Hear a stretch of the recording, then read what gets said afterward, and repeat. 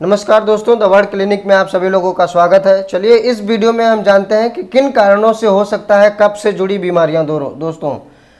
तो जैसे कि अगर आपको कफ से जुड़ी बीमारियां बार बार होती हैं तो आपको किन कारणों से होती हैं, क्या वजह है, क्या काम ऐसा आप करते हैं जिससे बार बार आपको कफ से रिलेटेड बीमारी हो जाती है। चलिए इस वीडियो को स्टार्ट करते हैं, कंप्लीट जानकारी आपको देंगे। वीडियो को स्टार्ट करते हैं दोस्तों।